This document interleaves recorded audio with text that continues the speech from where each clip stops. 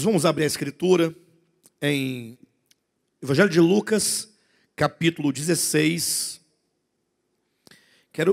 Capítulo 17, me perdoe. Quero reler o texto lido inicialmente, que é o texto tema de uma série que começou neste ano ainda neste mês de dezembro, e que não tem um número de mensagem específica para se encerrar. Ou seja, nós vamos ministrando e vamos falando até o encargo se esgotar. Lembrando que este é um tema de maior importância que possa haver. Porque o que há de mais importante que o reino de Deus sendo experimentado por aqueles que creem? Eu me recordo que eu mencionei aqui na primeira ministração, demonstrando como que antes de Cristo vir, antes da encarnação de Jesus Cristo, eu quero que os irmãos atentem para esse detalhe, havia uma expectativa acerca do reino de Deus. Embora o povo de Israel fosse dispensacionalmente o reino de Deus, lá do Antigo Testamento, da antiga dispensação, mas esperava-se o reino de Deus em manifestação. Esperava-se que esse reino de Deus não fosse meramente reino de Deus, mas que o reino de Deus fosse, sobretudo, reino dos céus. E aqui há uma expressão, reino dos céus, que ela é nova na Escritura, quando você começa a ler a partir de Gênesis, capítulo 1, você que é um leitor da Escritura, se você for lendo o livro de Gênesis, Êxodo, Levítico, Números, Deuteronômio, Josué, Juízes, Ruth e Samuel, e você vai avançando, passando ali pelos profetas, então, Salmos, e depois os profetas.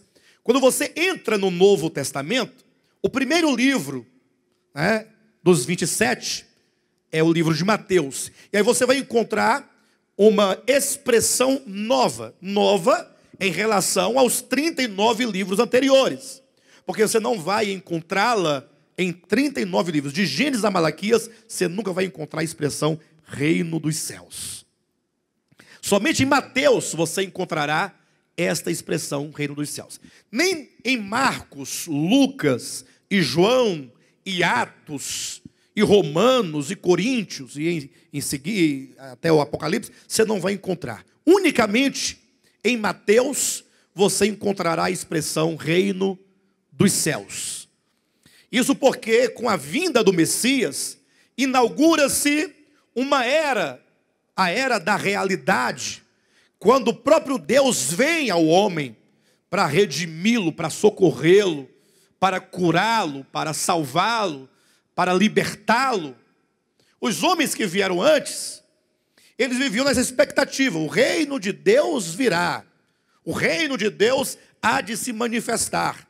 E nesse aspecto, então, nós devemos nos lembrar que o homem criado no Éden, naquele jardim perfeito, suprido de todas as suas necessidades, diz a Bíblia que o jardim foi plantado no Éden, porque Éden quer dizer desfrute, quer dizer prazer, era um lugar sem problemas, era um lugar sem angústia, sem lágrimas, sem dor, sem o pecado, sem o mal.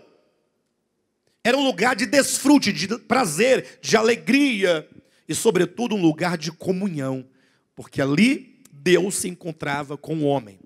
E então, por ocasião do pecado que entrou no mundo, o homem perdeu o Éden. O homem perdeu esse ambiente de comunhão, esse ambiente de saúde, de gozo, de prosperidade, de alegria.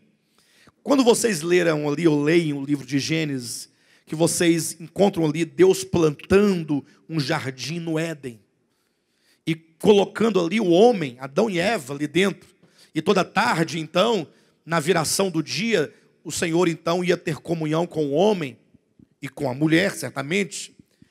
Qual é a sensação que os irmãos têm daquele ambiente? Não é um ambiente divino, um ambiente abençoado, um jardim próspero. Mas quando você chega no capítulo 3, você logo percebe que o homem, ao ser expulso do jardim, ele agora é lançado no mundo. Fora do jardim, representa um outro ambiente, um ambiente hostil, de muita hostilidade. Fico imaginando o homem saindo do Éden, naquela noite, naquela tarde, naquele pôr do sol, naquele ocaso. Já imaginou depois que o homem pecou, que vieram os espinhos, os abrolhos, as dores, a lágrima, e a Bíblia diz que o homem então foi expulso do jardim e agora lançado neste mundo de trevas. O casal foi saindo, sem graça, amarelo, ferido no interior, mas tinha uma esperança, porque Deus havia dito que ele haveria de enviar o descendente da mulher para esmagar a cabeça da serpente. Porque todo o problema é a serpente, é o diabo. Por isso que o Filho de Deus se manifestou para desfazer as obras do diabo. Então, quando aquele casal sai, agora ele está lançado ao mundo. E aí vem uma história de muita culpa, de muita acusação, de muita vergonha, de muita dor. E os irmãos conhecem bem essa história, porque nós estamos dentro dela. Você sabe da vida humana, como ela acontece em si mesma. Como que os homens sofrem. Mesmo os filhos de Deus. Inclusive eles, porque o cristianismo, por muito tempo, enganou o povo de Deus. Mentiu para o povo de Deus. E até hoje mente descaradamente. Dizendo ao povo que se eles fizerem suas campanhas, derem seus bens, irem a Israel, o problema deles vão resolver. E não é verdade. Não se resolve assim. O problema do homem só se resolve com a chegada do reino dos céus. Quando Cristo veio, ele foi precedido por João Batista, que anunciava: arrependei-vos, porque é chegado o reino dos céus. Quando Cristo então se manifestou, ele disse: arrependei-vos, porque é chegado o reino dos céus. Então o problema do homem só se resolve primeiramente com a chegada do reino de Deus. Segundo, com a entrada deste homem no reino de Deus. O homem tem que entrar nesse reino. E terceiro, com a experiência deste reino. Então é possível que o reino de Deus tenha chegado, mas que você não tenha adentrado, que só pode ocorrer por meio do novo nascimento. Ou talvez eu diga: não, pastor, eu já entrei, o reino de Deus chegou e eu já entrei, porque eu criei no crucificado, e porque eu criei, eu nasci de Deus, então eu sou um cidadão do reino de Deus, e eu estou no reino de Deus. Talvez, mas seja o caso que você não tenha ainda experimentado esse reino. Porque você pode estar dentro de uma festa e você não usufruir daquelas riquezas que ali estão. A semelhança do filho pródigo, ou mesmo do outro filho mais velho, sobretudo, que segundo a parábola de Lucas 15, o pai lhe disse: ora, há tanto tempo você está aqui em casa, você sempre esteve aqui, eu sou seu pai, e você nunca experimentou dessas riquezas. Olha só qual foi o argumento do filho mais velho, para poder acusar o pai de ser extremamente bondoso com o outro filho pródigo. Ele disse: olha, pai, há tanto tempo eu estou aqui contigo, trabalhando duro nessa terra, e o senhor nunca me deu um cabrito sequer para eu comer. Olha como é que você está na casa do pai, com tanta riqueza, e você não tem usufruído dessas riquezas. Então, são esses 3 pontos que devem ser levados em consideração. Então, considerando que o reino de Deus é chegado, na pessoa de Cristo, considerando que você já entrou no reino de Deus, pelo novo nascimento, pelo crer no crucificado, talvez lhe falte, e esta é a nossa ênfase, talvez lhe falte a experiência de reino de Deus. Eu quero dizer para os irmãos uma coisa. Uma ocasião eu li num livro profano, cujo tema ou título é: o reino de Deus está dentro de vós. Embora seja esta uma expressão de Jesus, mas é um livro de Leon Tolstói, um escritor russo, E neste livro ele faz a seguinte declaração acerca do reino de Deus e acerca do cristianismo. Ele diz: olha, a igreja dita de Jesus Cristo nunca esteve no reino de Deus. E eu fiquei intrigado com aquela declaração dele, pensando o que ele queria dizer com aquela declaração. E aí ele vai usar todo o seu livro para demonstrar que a vida e a prática daqueles que se dizem cristãos em nada se assemelhava à vida e à prática de Jesus Cristo. Ou seja, ele dizia: como podem vocês dizer serem os seguidores do Cristo, se ele disse que aquele que se alguém lhe ferir na face direita, que você lhe ofereça a outra face? Ele faz essa pergunta: como você pode declarar-se seguidor do Cristo, se quando alguém te fere na face direita, você lhe devolve na esquerda dele? Ora, você não, dizendo ele, né? Você não é um seguidor de Cristo, você é um anticristo. Porque você é tudo o contrário do que é o Cristo. O reino de Deus está dentro de vós, diz, é você viver a experiência de Cristo. Ora, se eu perguntasse para os irmãos aqui, esta manhã, quantos aqui quantos aqui seguem a Cristo? Certamente todos nós, começando por mim, levantaríamos as mãos. Todos levantariam a mão. Não, nós seguimos a Cristo. Aí vem a pergunta: você já entendeu o que significa seguir a Cristo? E aí é quando nós entramos numa crise. Porque, de certo modo, isso pode cair no nosso coração como uma profunda tristeza. Mas essa tristeza for segundo Deus, ela gerará frutos. Mas se for apenas uma tristeza de Judas, você poderá se enforcar. É o caso de Pedro e de Judas. Ambos consumidos por uma profunda tristeza, em razão dos seus próprios atos. Porque Pedro negou a Jesus por 3 vezes. Judas vendeu-o por 30 moedas de prata. Ambos agora estão consumidos de uma tristeza no interior. Só que a tristeza de Pedro gerou-lhe arrependimento. A tristeza de Judas, que não passava de um mero remorso, lhe levou à morte.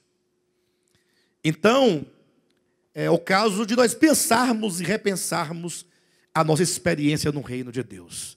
De sorte que a chave, ela estará hoje na sua mão, para você abrir o reino de Deus. Não adianta você, pastor, que tal fazermos uma campanha, como recentemente, tem um pouco mais de um mês, eu aqui ministrando na quarta-feira, chegou-me um jovem, ao final do culto, pedindo oração.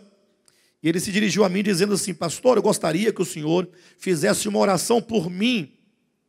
Uma oração baseada em Gálatas capítulo 5, versículo 22. E eu disse: mas o que você quer com Gálatas 22 na sua oração? Não, eu quero que você ore para que Deus me conceda os frutos. E foi assim que ele disse, no plural: os frutos do Espírito.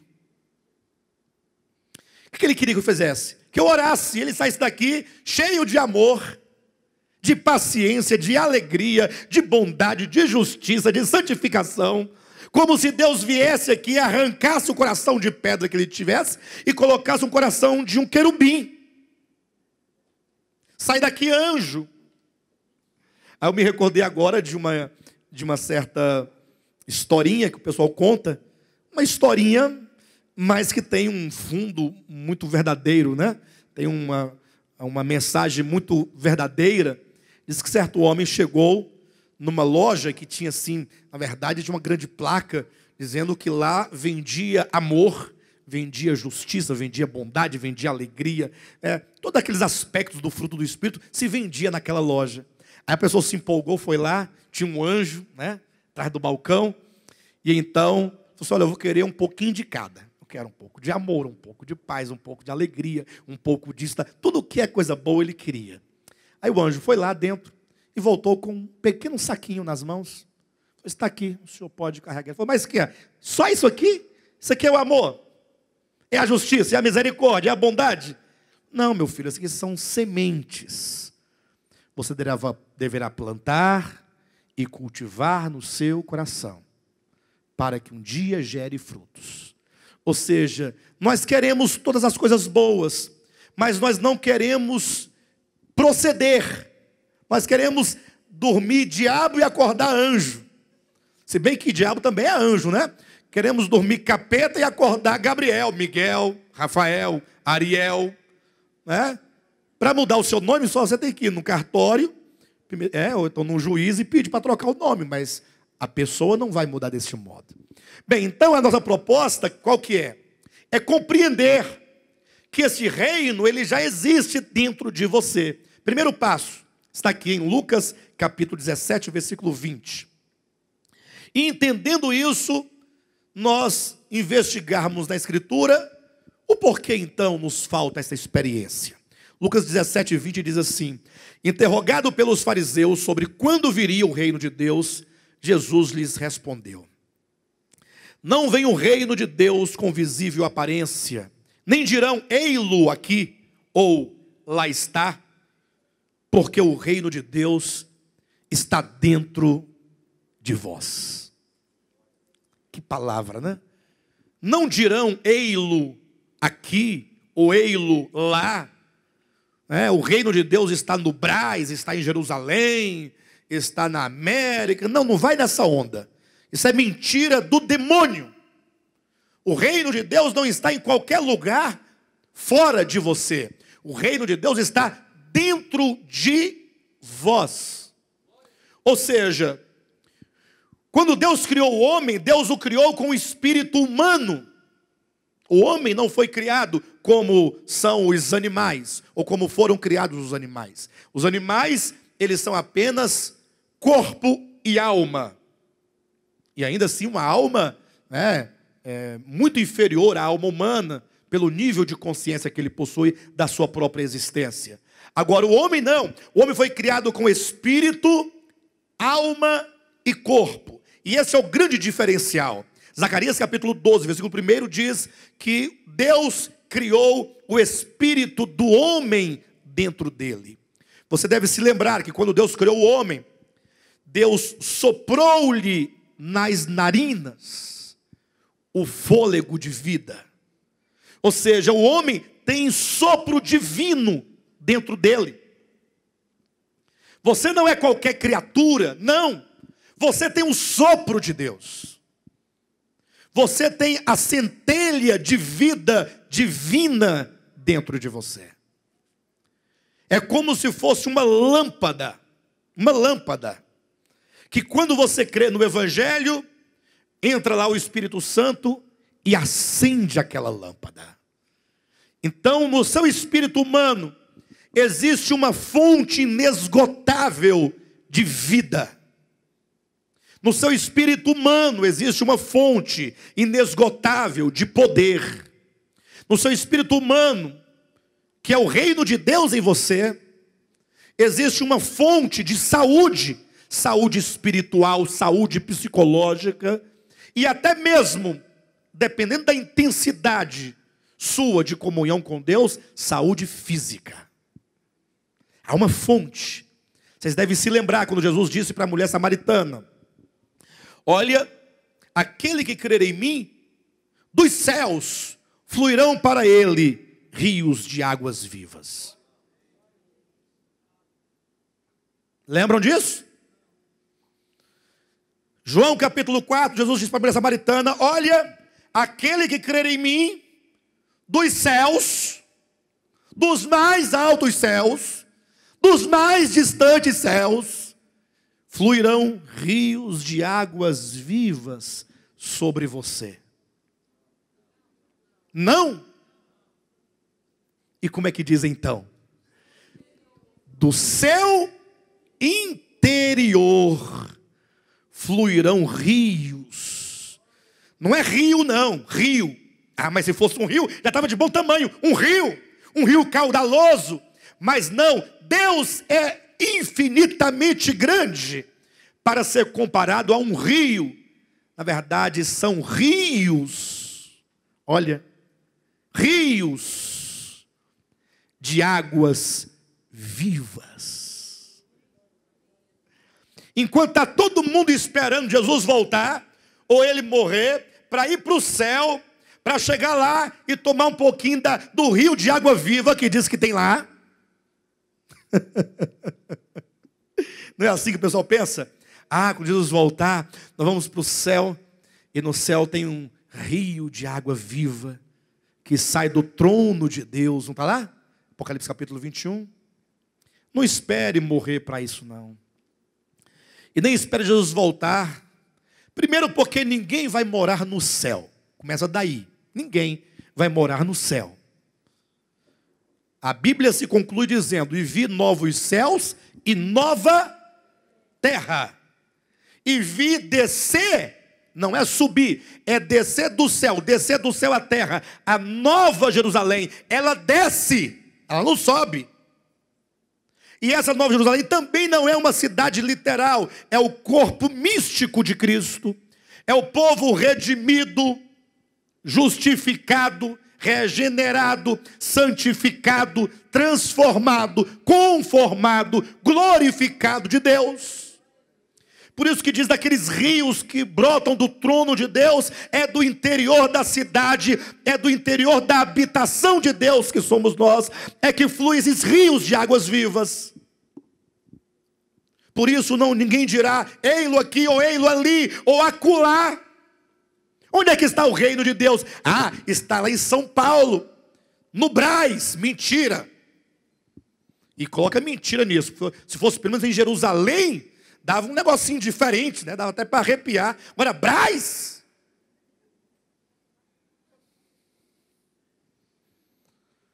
Então, se for em Jerusalém, também está errado.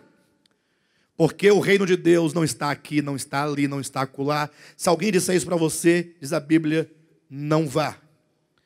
Porque o reino de Deus está dentro do homem. Então, existe aí, em todo aquele que crê, uma fonte inesgotável de vida.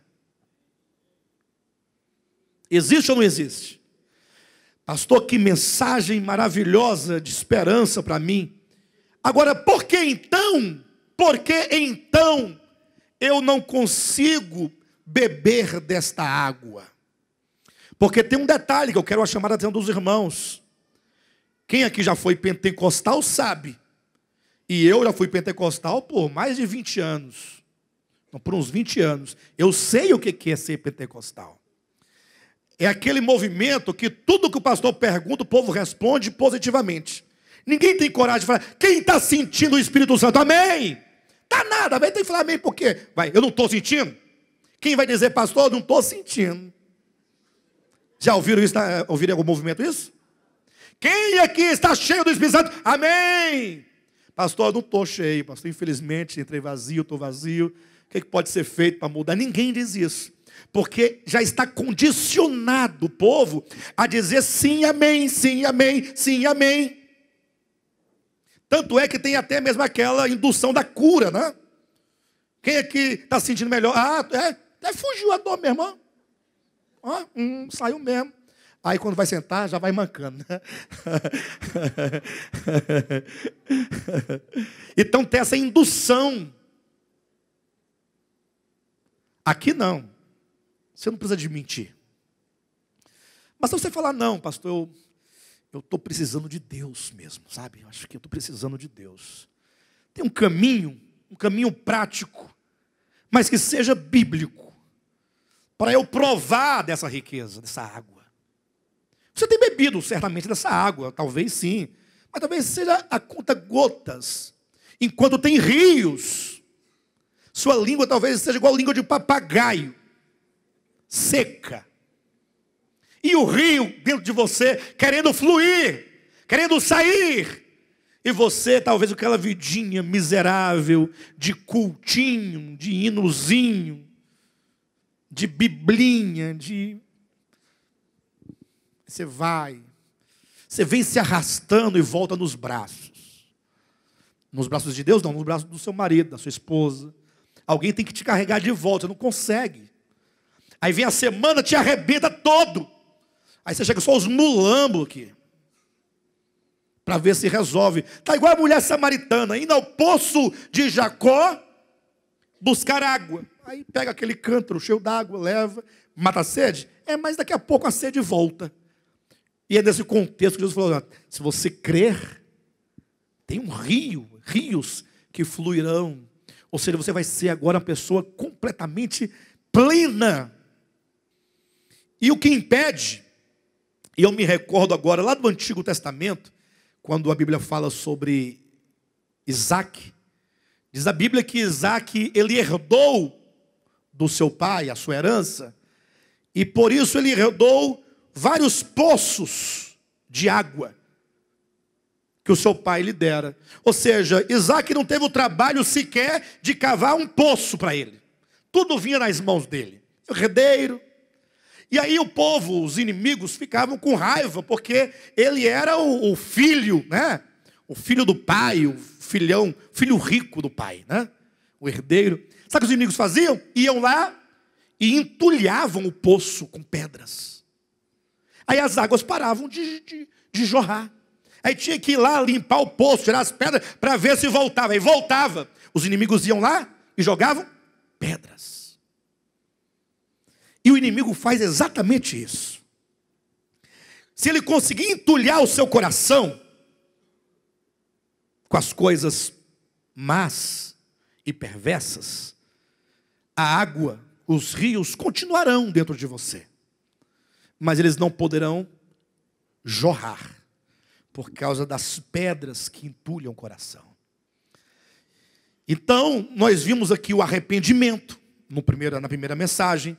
Vimos então a necessidade que temos de nos libertar de todo e qualquer cativeiro, na semana retrasada. Semana passada eu não preguei. Hoje queremos falar e entregar mais uma chave de algo, e olha que o que nós vamos dizer hoje, certamente, é o que mais pega para o nosso lado. É o que mais entulha o nosso coração. Vamos abrir a escritura no Evangelho de Mateus, capítulo 5, versículos 17 a 20. Diz assim o texto sagrado. Acompanhe-me a partir de então, porque vamos falar uma coisa hoje muito grave, muito séria e muito importante. Capítulo 5 de Mateus, versículo 17 em diante. Não penseis que vim revogar a lei ou os profetas. Não vim para revogar, vim para cumprir. Esse é um texto que é muito pouco compreendido pela maioria das pessoas. Isso porque se entende geralmente como se Jesus estivesse dizendo, olha, eu não vim aqui tirar a lei de contexto, eu vim aqui obedecer a lei, como dizem alguns, né, para deixar-lhes o exemplo. E não é isso que o texto está dizendo. Os fariseus e escribas da época de Jesus, eles pensavam o seguinte, quando eles ouviam Jesus pregar e ouviam os ensinamentos de Jesus, eles pensavam que Jesus estava colocando a lei, rechaçando a lei e os profetas. Lei e profetas aqui é o Antigo Testamento, tá bom? É a Torá e os profetas. Eles pensavam então que Jesus viera estabelecer uma nova doutrina em detrimento à antiga da lei e dos profetas. Jesus falou, não, eu não vim fazer isso. Jesus não veio trazer uma nova doutrina, uma nova verdade. Mas como ele diz, eu vim cumprir. E a palavra cumprir aqui é um verbo grego, que se lê plerou, que tem dois significados muito importantes para aquilo que queremos dizer hoje. O primeiro é que Jesus veio como o cumprimento de tudo que a lei e os profetas falaram a seu respeito. Ou seja, a lei e os profetas anunciavam aquele que viria. Quando então ele veio, ele agora é o cumprimento, é o pleroma da lei e dos profetas. A lei disse que ele seria um cordeiro sem defeito. E ele, portanto, veio como um homem perfeito. A lei diz que nenhum de seus ossos seriam quebrados. Por isso, quando ele estava na cruz e queriam lhe quebrar as pernas, um soldado disse: não, ele já está morto, então não lhe quebremos as pernas. Isso aconteceu para se cumprir a escritura que dizia assim, assim. Então, tudo que a lei e os profetas falaram acerca dele, ele veio para ser o cumprimento, a realização. Mas tem um segundo significado, por extensão, que é o que mais nos interessa agora. Quando ele diz, eu vim cumprir, a palavra cumprir, plerou, do grego, significa também tornar cheio. Levar a lei e os profetas a uma condição máxima, de sorte que a lei e os profetas vão alcançar agora uma realidade no Novo Testamento. Como assim?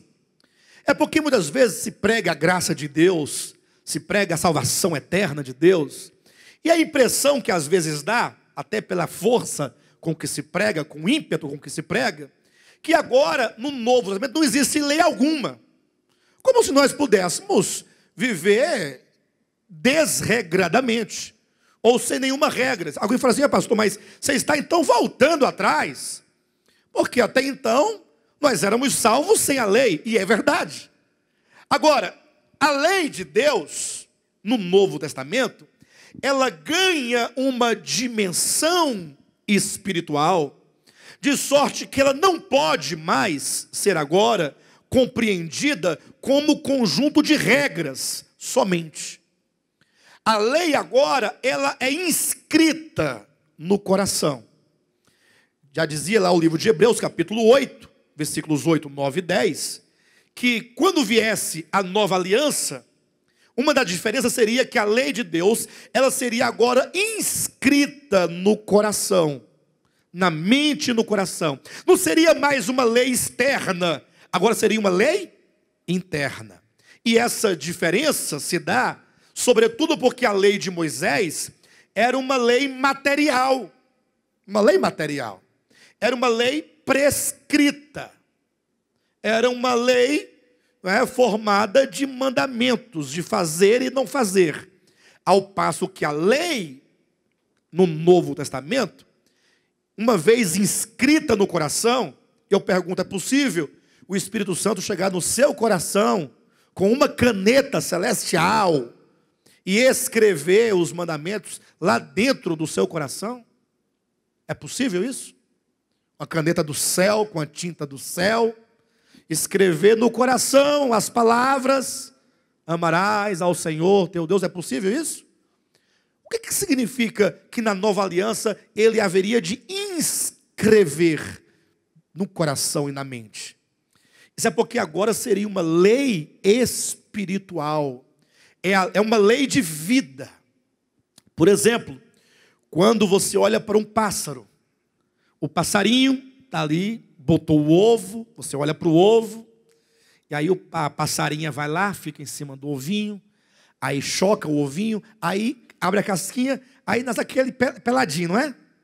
Meu Deus do céu, que passarinho mais feio. Nasce com um olhão, não é aquela pele transparente, as penugинhas, vem as coisinhas pequenininhas, você sabe que é peninha, mas o bichinho, só o couro e o osso. Aí ele fica ali, a mãezinha vai colocando comidinha nele, ele vai ficando bonitinho, vai ficando penadinho, daqui a pouco está todo peludinho, ou penadinho, né? Coisa mais linda. Aí já tem um olhinho bonitinho, daqui a pouco ele começa a voar. Aí ele sai voando. Ela dá uns 2 ou 3 pulos, cai aqui, cai ali, mas umas 2 ou 3 ensaiadas, ele voa. Você fica assim, meu Deus do céu, como é que esse passarinho consegue voar? E eu não consigo. Hã? Ora, porque existe ali uma lei de vida. É uma lei de vida. A lei existe, mas não existe esforço da parte do pássaro, porque é natural para ele, a sua própria vida é de voar. Tenta colocar uma vaca voando, você vê o tombo que ela vai levar. Já tentaram, já colocaram, né? Guimarães Rosa colocou uma vaca voando, Mas isso é só ficção na literatura. Mas fora disso, não tem jeito. O peixe na água, ele vive dentro da água, não morre afogado. Vai você morar dentro da água para você ver. Ainda que você saia para respirar de vez em quando, pensa num resfriado, numa gripe, numa pneumonia, vai morrer. Vai morar dentro d'água. Está doido? Não tem lógica. É uma lei orgânica. O reino de Deus não trabalha com coisas. O reino de Deus trabalha com a vida de Deus. Não adianta chegar aqui e estabelecer dezenas de regras de usos e costumes, de comer, não comer, beber, não beber, dançar, não dançar, mexer, não mexer, fazer, não fazer, porque não vai dar certo. Porque você, em sua própria natureza, é transgressor. E basta uma lei para você transgredir. Obedecer às leis é complicado para o homem caído. E é desde pequenininho. Criancinha já diz, não quero, não faço, não vou. Aí vai crescendo, fica adolescente, piora. Quando fica jovem, acabou tudo. Porque não tem mais jeito. E assim é o crente. É o homem, é o ser humano. Por isso que a Bíblia fala que a lei de Deus, no Novo Testamento, conforme Romanos 8, versículo 1 ou versículo 2, diz que é a lei do Espírito de vida. É o Espírito Santo habitando dentro de nós. Razão porque aqui em Mateus capítulo 5, versículo 20, diz assim: porque vos digo que se a vossa justiça não excederem muito a dos escribas e fariseus, jamais entrareis no reino dos céus. Da sua manifestação. Ou seja, o que se requer dos cidadãos do reino é uma justiça excelente. Ou seja, quantos experimentarem o reino de Deus, terão uma justiça excelente. Aí logo alguém deve pensar, bem, eu estou enquadrado aí nessa justiça excelente. Aí logo ele começa a apontar o que ele faz, comparado ao que o outro do lado não faz.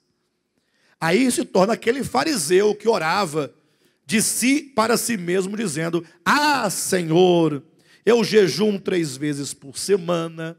Não sou como aquele ali, publicano, coitado, miserável, vai queimar, facinho. Porque eu oro todo dia, eu jejuo, eu dou meu dízimo, eu faço isso e aquilo.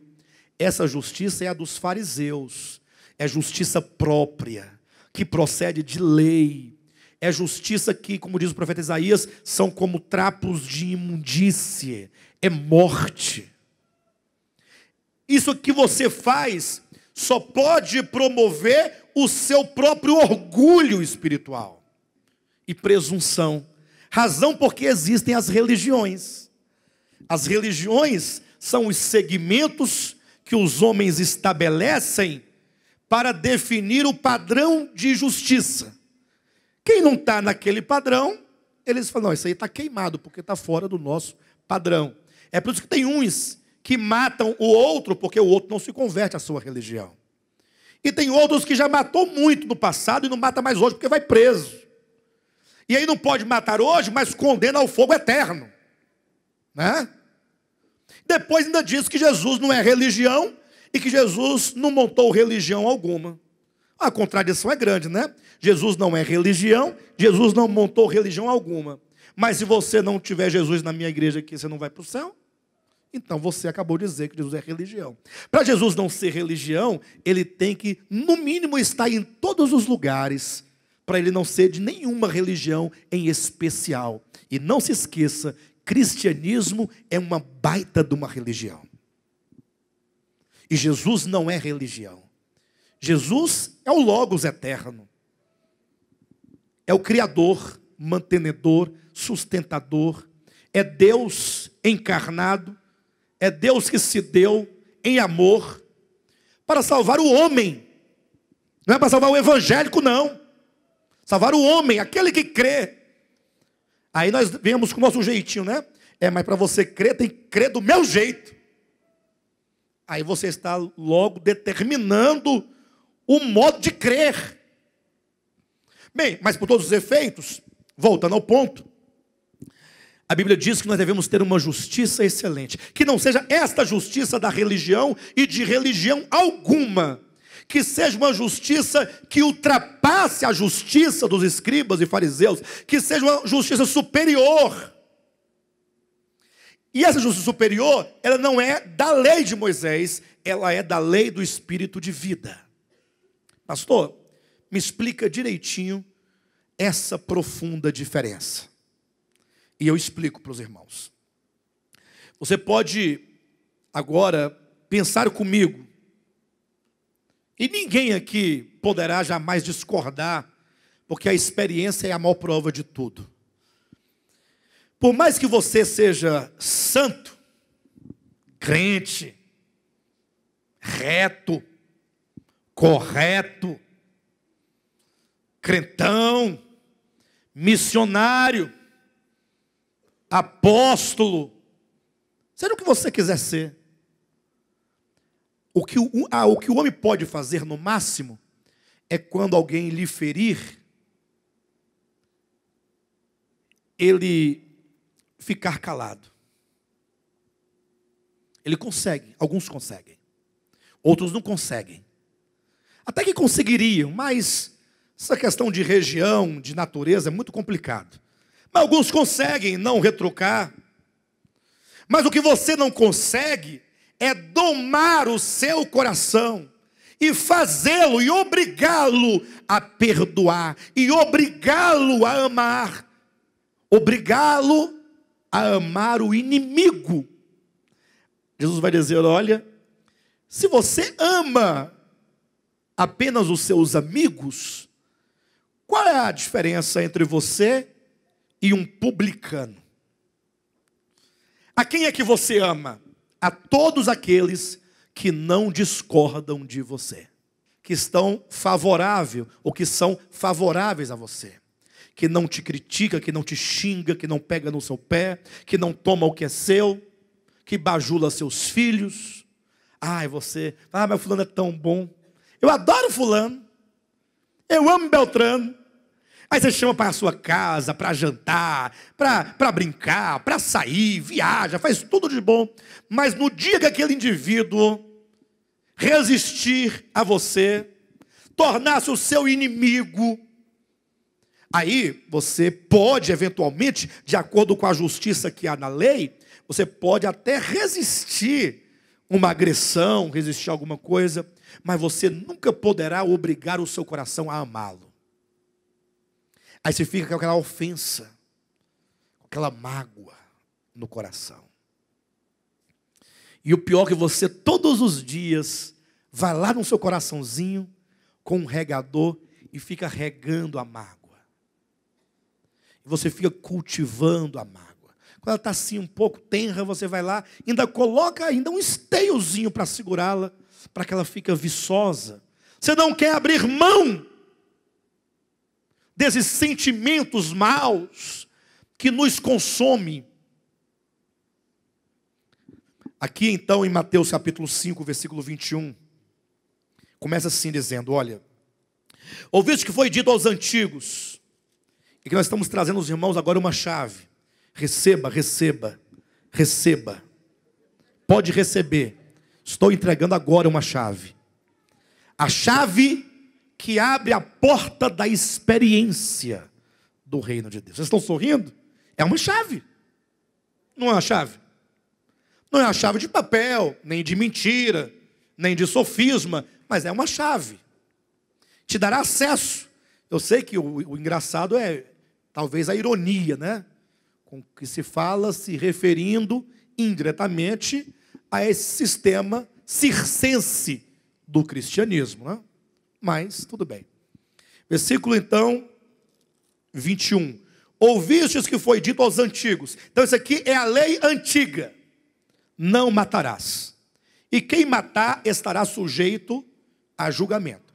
Isso foi dito para os antigos. Isso foi dito por Moisés. Isso foi dito no Antigo Testamento, na antiga dispensação, antes que viesse o reino de Deus. Antes que o reino de Deus se instaurasse dentro do homem. 22. Eu, porém, vos digo. E aí começa agora um tratamento de alma profundo. Porque o Senhor começará a dizer agora como deve ser o coração de alguém que está totalmente banhado e totalmente envolvido com essas águas que fluem do seu interior. Eu, porém, vos digo que todo aquele que se irar contra seu irmão estará sujeito a julgamento. Glória a Deus, porque estará sujeito a julgamento. Ou seja, não quer dizer que já está condenado, não. É julgamento. Eventualmente você pode até ser absolvido. Sim ou não? Porque ninguém escapa desse aqui, ó, de irar-se contra seu irmão. Quem aqui já se irou contra seu irmão? Complicado, né? Eu sou uma pessoa, embora não pareça, extremamente calma. Sou. Vocês não sabem o tanto que eu sou calmo. Mas eu sou um calmo que fico constantemente me acalmando, né? Para. Lá no meu interior. Você não pode, você é bispo. Tem que ficar se policiando. Eu não sou aquele calmo passivo. Posso até ser um calmo, mas é um calmo que fico me policiando para manter a aparência tranquila. Por dentro eu sou um vulcão. Ah, se eu pegar, você não sabe o que eu faço com você. Você não tem ideia. Aí, eventualmente, quando não dá mais, explode. Se explodir, você vai ouvir coisas que você nunca ouviu da boca de um bispo. E o pior é o visitante aqui dentro. Falou assim, meu Deus do céu, eu vim aqui pensando que eu ia ouvir que o bispo é o homem de Deus. É porque eu sou igual a você, seu indivíduo. Eu sou igualzinho a você. E você é igualzinho a mim. Talvez você finja melhor. E talvez você não tenha coragem de falar acerca de si mesmo. Mas eu sei que você é assim. Porque você é pecador. Eu sou pecador. Todos são pecadores. Perfeito? Então todos nós nos iramos. Ora, é lógico, o irar é do homem. Mas a Escritura diz, não se ponha o sol sobre a sua ira. Ou seja, você se irou. Perfeito. Todo mundo entende que você errou. Porque você erra. Agora você tem chance de resolver o problema antes de você dormir. Porque quando você dorme sem tratar aquele problema, o que ocorre? Outro dia, parece que as coisas estão resolvidas, não parece? Não, tudo tranquilo, ninguém toca mais no assunto. E aquilo vai caindo no esquecimento. Mas a semente, a raiz, fica lá no profundo, porque não foi tratado. Problemas pessoais precisam de ser tratados. Porque quando você não trata com os problemas, isso tende a virar uma raiz de amargura. E logo isso serão pedras que vão entupindo o seu coração, impedindo que você desfrute e goze dessas águas de vida que estão no seu espírito humano. Pastor, mas e agora? Porque o sol se pôs, não foi só uma vez, eu tenho 30 anos que o sol se põe sobre a ira. E nunca tratei. A partir de hoje, pastor, eu prometo que quando eu mirar e eu desabafar e eu xingar, eu vou resolver antes do sol se pôr. Mas e aquele problema que o sol já se pôs 300 milhões de vezes em cima dele? O que eu faço? Olha o que o texto diz. 22. Eu, porém, vos digo que todo aquele que sem motivo está entre colchetes, porque ele não existe na Bíblia. Existe na sua, mas não existe na Bíblia de Deus. Perfeito? Ou seja, quando os editores foram traduzir a Escritura, não encontraram essa expressão nos melhores manuscritos traduzidos, e, portanto, ele encontrou em um ou dois lá que estava por ali. Aí, na dúvida, ele colocou aqui e sinalizou para você, dizendo, olha, Essa expressão não se encontra, não, viu? Nos melhores manuscritos, não. Vou colocar aqui por responsabilidade. Então você pode até ignorar, se você quiser, essa parte. Ficaria assim: eu, porém, vos digo que todo aquele que se irar contra seu irmão, ninguém se ira sem motivo, né? Ah, você está doido. Se você começar a se irar sem nenhuma razão, tem que tomar um remedinho na cabeça. Rapidinho resolve. Mas vamos lá. Se alguém se irar contra seu irmão, estará sujeito a julgamento. E quem proferir um insulto ao seu irmão, estará sujeito a julgamento de tribunal. Foi o que eu disse. Você se ira, só que agora você desbraveja com as palavras, né? Que magoam, que cortam, que machucam. Você cospe aquelas palavras de ofensa. Você profere palavras contra seu irmão. Você profere insulto contra seu irmão. Você insulta o seu irmão. Porque são os níveis: irar e proferir insultos. Aí continua o texto. E todo aquele que lhe chamar tolo estará sujeito ao inferno de fogo ou ao Giena. Aí alguém diz assim: pastor, em vez em quando eu chamo alguém de tolinho. Ó, seu tolinho. Não, mas não é isso não. Tolo aqui é um termo que talvez tenha até em algumas versões aqui. Aquele que chama seu irmão raca. Tem alguma versão que diz raca? Tem ali, tem ali. Raca é uma expressão de uma ofensa quando você chega ao desprezo daquela pessoa. Olha os níveis como são. Primeiramente, você se ira. Em segundo lugar, você profere insulto.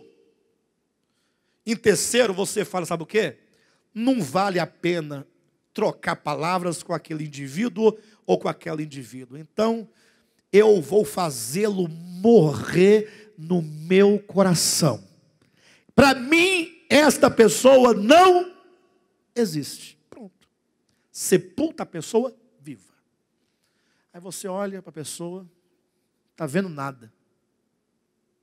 Você se depara diariamente com a pessoa. No culto você se depara com a pessoa, você olha para a pessoa, aí você olha, você vê do outro lado. Também é o seu desprezo.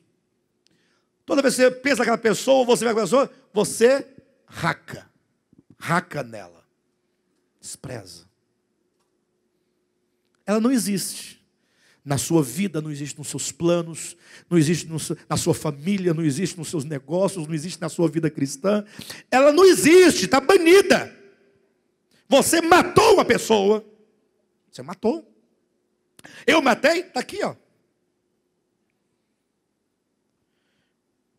O versículo 21 diz: quem matar o seu irmão estará sujeito a julgamento. Ao 22 diz: eu, porém, vos digo que todo aquele que se irá contra seu irmão, e quem proferir insulto a seu irmão, e quem lhe chamar tolo, ou seja, este último aqui, é quando você chega no nível e no grau de matar o indivíduo no coração. Na lei de Moisés, só poderia matar se você desse uma foiçada na cabeça dele. Se você desse um tiro nele, uma facada nele, e ele viesse a falecer. Na lei de Moisés. Na lei de Cristo, não. A lei de Cristo, ela não aceita ofensa, não aceita violência, porque Deus é amor. O reino de Deus é amor. E o que é amor? Ora, leia 1 Coríntios capítulo 13. Se Deus é amor, e o reino de Deus é amor, e eu estou no reino de Deus, e o fruto do Espírito é amor, então, está lá, o amor não se ufana, não busca os seus próprios interesses, não se ressente do mal. O amor tudo suporta, tudo sofre, tudo crê, tudo espera. O amor se dá gratuitamente. O amor não estende a mão porque é amigo, é parente. Ele estende a mão porque o outro, por mais que seja inimigo e perverso, é um ser humano. O amor, ele não se ressente do mal. Ah, pastor, então está todo mundo está todo mundo no mesmo tacho. É verdade, está todo mundo no mesmo tacho. E eu estou querendo sair desse tacho. Pelo amor de Deus. Você quer continuar nesse tacho, Rosirene? Temos que sair do tacho. Pastor Renato, bora? Dá uns pulos aí, sai do tacho. Está todo mundo na mesma condição. É verdade. Só que nós estamos num processo. E Deus vai nos santificar. A vida de Deus em nós é maior do que qualquer coisa. Nada poderá vencer esses rios que estão dentro de nós. O problema é que às vezes nós retardamos o processo. E nós poderíamos diminuir esse tempo. Poderíamos diminuir o sofrimento. Se você começar a entender, então, o que eu devo fazer, pastor, diante de tudo isso? Aí vem o versículo 23. Se, pois, ao trazeres ao altar a tua oferta, e eu preciso, toda vez que ler esse texto, fazer a minha correção do texto, no entendimento dos irmãos, porque sempre vai ter alguém pensando que a oferta aqui é o dinheiro no bolso. E vai sempre pensar que o altar é aqui onde estou. Então, ao trazer ao altar a oferta, seria o dinheiro aqui. E eu quero dizer que não. Essa oferta, que diz o texto, não é o teu dinheiro. Esta oferta, se você ler, por exemplo, Levítico, capítulo 7, vai saber que lá fala sobre as ofertas sacrificiais. Eram os animais oferecidos pelo pecado, pela culpa. Então aqui diz de alguém que levava um animalzinho para ser oferecido como oferta pelo pecado. Essa explicação não está aqui, porque quem está ouvindo Jesus imediatamente sabe do que se refere. Nós estamos fora desse contexto, porque nós não temos templo e não temos ofertas e não temos altares. Aí nos enganaram dizendo que aqui era o dinheiro e que aqui em cima é o altar. Mentira.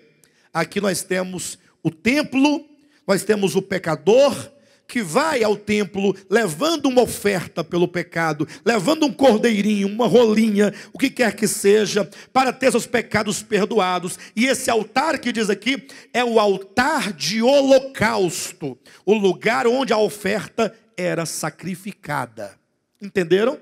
Leiam depois o livro de Êxodo, e os irmãos vão saber exatamente a que se refere esse texto aqui. Então está dizendo, quando alguém se pôs ao trazeres ao altar a tua oferta, o que implica isso aqui? Quando alguém vai em busca de quê?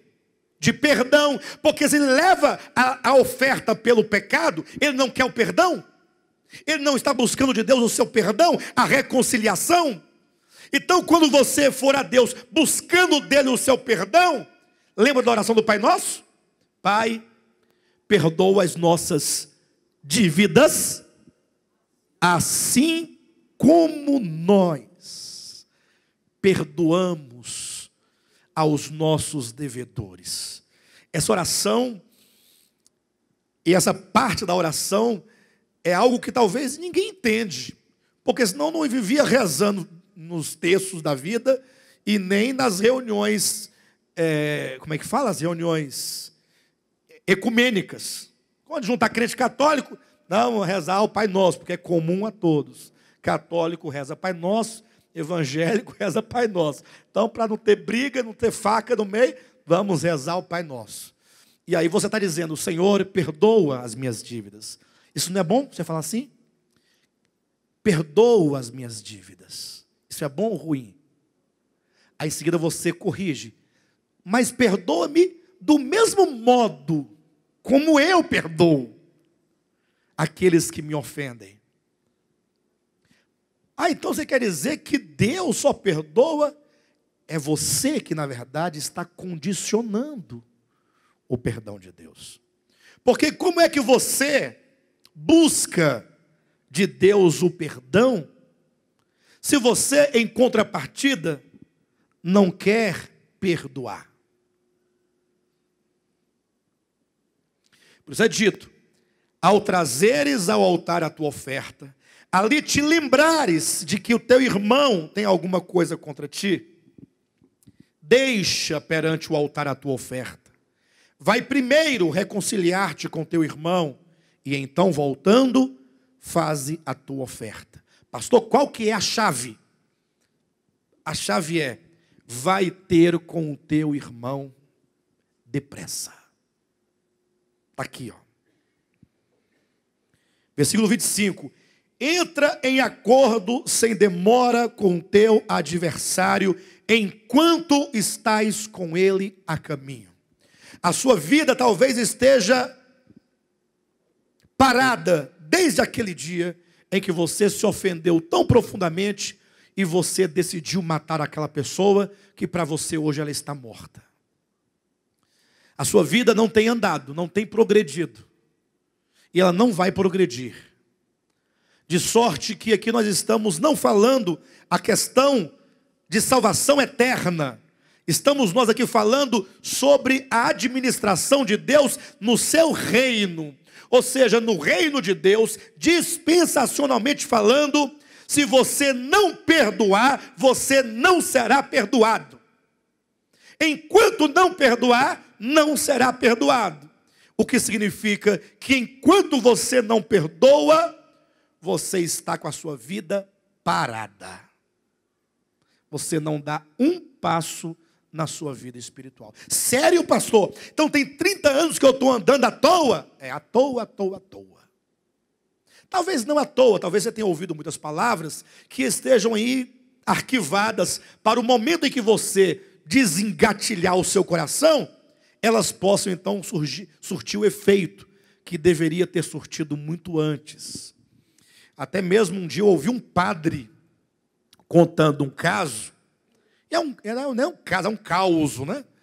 Na verdade é uma história inventada, totalmente descabida, mas que na intenção de trazer um fundo moral, uma ideia, ela é muito preciosa, muito valiosa. Já contei aqui outra vez, mas posso contá-la novamente, para que os irmãos entendam como que muitas vezes nós sofremos profundos prejuízos, simplesmente porque estamos com a mágoa no nosso coração e não abrimos mão desta mágoa. Esse padre contou uma história muito claramente dizendo, uma história com E. Não tem valor real, né? Não é uma realidade. Mas diz de um tal homem muito bom no seu coração. Pensa numa pessoa boa. Chamava-se Juvenal. Juvenal era casado, tinha uma esposa maravilhosa, tinha filhos maravilhosos, morava numa pequena cidade, era trabalhador, então saía de manhã para o trabalho, saía do trabalho e ia direto para casa, passava num barzinho, na volta tomava uma cervejinha só, não mais que uma, ia para casa, jantar e dormir, e a vida dele era essa vida, de ir e vir. Todo mundo conhecia o Juvenal, todo mundo queria bem ao Juvenal, porque era um homem bom, pacato, tranquilo, homem honesto, cuidava bem da família, da esposa. Pensa numa pessoa tranquila. Um dia, Juvenal percebeu que todo mundo lhe olhava estranho, olhava de lado, cochichava, ele chegando, cochichava. Ele chegava, o assunto parava, mudava o assunto. Ele percebeu que tinha uma coisa estranha no seu povoado, em relação a ele mesmo. Aí ele foi se entristecendo e querendo saber, perguntava para um, ninguém tinha coragem de falar, mas teve um amigo dele, falou, não, eu vou te contar a história. Eu preciso te falar porque você é uma pessoa muito boa, não poderia eu deixar você enganado. Mas, não gostaria de fazê-lo, mas se eu tenho que fazer, farei. Juvenal, é o seguinte, aguenta aí, a sua esposa está te traindo. Me traindo? Ah, não é brincadeira, não é possível. Minha esposa não. Pois é. Sua esposa está te traindo. E o pior, todo mundo sabe. Aqui no bairro todo mundo sabe. E o pior ainda, você não sabe. O pior, está traindo você com o seu patrão. Falou, o que é isso? Não é possível. Vou para casa agora questionar minha esposa. Chegou lá, homem tranquilo, manso, não acreditou na história. Aí conversou com a esposa. Aí logo ela ficou revoltada, ficou furiosa. Falou assim, bem, já que você já está sabendo, então, tô mesmo. Pronto, disse, já falei. Estou te traindo mesmo. Mas com o meu patrão? Sim, com o seu patrão. Aí ele, sem acreditar na esposa, foi perguntar para o patrão. Porque esse tipo de homem dificilmente acredita. Aí ele foi perguntar para o patrão. Quando o patrão, então, lhe ouviu, falou, Eu não queria dizer para você, eu não queria destruir sua vida. Mas o que eu posso fazer se não falar que é verdade? E já que você está sabendo mesmo, não tem nenhuma razão de você continuar no emprego. Você está despedido, sinto muito. E aí ele acreditou por fim. E agora saía daquele lugar pensando um homem desempregado, encornado. E aí ele se ofendeu profundamente no seu coração. Tão profundamente que chegou em casa desorientado, pegou somente 3 ou 4 roupas e saiu andando na cidade. Não despediu de ninguém e se tornou um andarilho, tornou-se um vagabundo, no sentido real da palavra. Só que ele não foi para outra cidade, não. Ele queria ser vagabundo na sua cidade. Porque ele queria ficar ruminando aquela situação. Ele olhava, via a esposa dele ir para o mercado, voltar, e via o patrão dele entrar na casa dele, que era antiga, olha. E agora ele ficava vendo aquilo todo dia. E ele ficava ruminando aquela história. E ficava pensando e repensando a história. E ficava ligando todos os pontos. Ah, então é por isso que naquele dia, tanto daquele ano, daquele dia, tal assim, o meu patrão pediu para eu trabalhar até mais tarde. Ah, então ele estava lá em casa. E ficava ligando os pontos. Ficava relembrando, rememorizando. Construindo um filme. Cada dia ele fazia uma parte do filme. E cada dia ele revia todo aquele filme na sua cabeça. E ele foi definhando, e sofrendo, e sofrendo. Ele criou no seu coração um profundo ressentimento. Vocês sabem o que é ressentimento? Ressentimento é porque um dia você sentiu uma dor. Você sentiu a dor quando alguém te ofendeu, quando alguém te feriu, quando alguém tirou o que era seu, quando alguém fez alguma coisa com você. Você sentiu. Só que agora você decidiu sentir essa dor novamente. Você ressentiu. Ressentiu. Ressentimento é você ressentir a mesma dor sempre. Ela nunca desaparece. Ela está acabando, você torna a cultivar. Taca água na plantinha, cultiva, adubo. Você precisa alimentar aquele sentimento mal. De modo então que um dia ele estava num lixão, era mendigo, perdido, não tinha nada mais na vida. Aí é onde é que entra o aspecto da historinha, né? Ele mexendo daqui e dali no lixo, o que ele encontrou? A lâmpada do Aladim. Já imaginou? Ele pegou aquela lâmpada e falou, ah, que maravilha, a lâmpada. Será que existe mesmo o tal do gênio? Aí foi esfregar para ver o que aconteceu. Apareceu o gênio da lâmpada. Só que o gênio estava nervoso e com pressa. E disse, olha, fala logo o que você quer, porque eu já estou velho, estou me aposentando, vou atender o seu pedido e não atendo mais a ninguém. Lembrando que na história, antigamente, eram 3 pedidos, agora é só um. É só um e ponto final. Pode pedir o que você quiser. Eu posso mudar a sua vida. Mas pense bem no que você vai pedir, porque aquilo que você pedir para você, sou obrigado a dar em dobro ao seu maior inimigo. Ele falou, ah, mas assim é muito ruim. Se eu pedir um carro para mim, você dá 2 para ele. Pedir uma mansão para mim, você dá 2 para ele. Pedir uma fazenda, ele ganha 2. Se eu pedir uma mulher bonita, você dá 2 para ele. Ah, não tem lógica isso? Anda logo, eu estou com pressa. Eu falo o seguinte, dá-me até amanhã para eu pensar direitinho. Amanhã o senhor retorna, eu faço o pedido. Não, até amanhã. Irmãos, o Juvenal ficou a noite todinha pensando o que pedir. Mas ele ficou a noite toda pensando, remoendo, considerando, porque ele tinha que ter a certeza do que ele queria, porque ele não tirava o seu patrão da cabeça, com medo de o patrão dele ser beneficiado com a sorte dele. Ó, a sorte é minha, eu encontro a lâmpada, aí o meu maior inimigo vai se dar bem às minhas custas. Irmãos, quando ele pensava numa coisa boa, ele lembrava daquele dia. Aí ele ressentia. Aí pensava, ressentia, pensava, ressentia, pensava, ressentia, chorava, remoía, ouvia a história, ouvia o filme, pensava. Quando o gênio saiu no dia seguinte, cedo, ele disse, já sei o que eu vou pedir. E o que você quer? Ele disse, arranca-me um olho. Tem uns que demoram mais para entender, né? Arranca-me um olho. Por quê? Porque o patrão dele perderia os dois.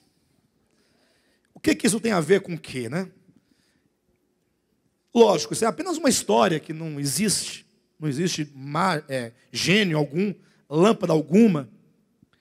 E gênio não pode mudar a vida de ninguém. Mas a moral é a seguinte, que às vezes você tem a chance de mudar a sua vida. Ele poderia fazer apenas um pedido. Eu quero voltar à minha vida pregressa como era antes da minha derrota. Eu quero recuperar a minha família anterior. Pronto. Não teria resolvido? Mas não. Ele preferiu piorar a sua vida para poder descontar a vingança, a maldade, provocado pelo ressentimento. Olha como isso nos consome. E o pior, esse problema do ressentimento, ele existe em maior ou menor grau. Talvez você não tenha lá essas desavenças todas, mas talvez você seja aquela pessoa tão fraca, um juízo tão fraco, coração tão fraco, que você se ofende por nada. Você sabe que depois de amanhã vai estar tudo bem de novo, mas você tem que se ofender. Você tem que ficar com raivinha, com biquinho. Depois você sabe que você vai ter que sorrir de novo, não vai adiantar, não vai mudar. Mas você é aquela pessoa que não consegue viver sem ofensas. Sabe por quê? Em maior ou menor grau, nós não conseguimos viver sem ofensas? Porque nós nos amamos exageradamente. Porque nós damos a nós um crédito, nós damos a nós um valor tão grande, que você não pode consentir de alguém falar que você é feio. Mas você é feio mesmo. Todo mundo sabe que você é feio. Se eu disser você é feio, se eu não disser, você continua feio. Mas não, você não pode ouvir isso. Aí o outro fala, mas e você tem que dizer que ele é feio? Não, não tenho que dizer nada. Mas eu estou dizendo que você é feio. E agora? Agora você não pode. É um que fala muito, o outro que não pode ouvir nada. Não é assim? Aí você supervaloriza.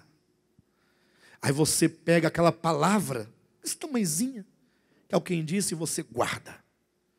Ele disse que eu não presto. Então, para ele, eu não presto. Eu não valho nada. Posso até morrer. Aí você vai ampliando, né, dando todos os superlativos possíveis daquela palavra que se torna um livro depois de ofensas contra você. Porque você simplesmente não aprendeu a abrir mão de você. E o pior, para servir a Cristo, nós temos que abrir mão. Abrir mão. Isso tudo passa pelo reconhecimento de que Deus é tudo, de que nós não somos nada. E de que tratando-se do próximo, nós devemos considerar uns aos outros, né, maiores do que nós mesmos. Ou seja, eu devo considerar o outro maior do que a mim. Eu não posso achar-me melhor do que o outro. A fonte de todo ressentimento é o egoísmo. É o amor próprio, que nos faz nos sentir como se nós fôssemos uma boneca de porcelana ou de cristal. Ninguém pode tocar, senão eu quebro. Então abra mão de você mesmo, por amor ao outro, por amor à boa convivência. Ah, pastor, mas assim eu estou morrendo. Sim, mas é assim que se vive. É deste modo que se vive. É dando que se recebe. Como diz a canção, né, lá do Francisco de Assis. Como é que diz lá? É morrendo que se vive para a vida eterna. Como diz o Evangelho, porque isso é do Evangelho. De modo então que esta é mais uma chave, no sentido de que se nós não nos dispusermos a perdoar, a abrir mão, a limpar o passado, nós jamais poderemos experimentar efetivamente das águas vivas do reino de Deus. Amém?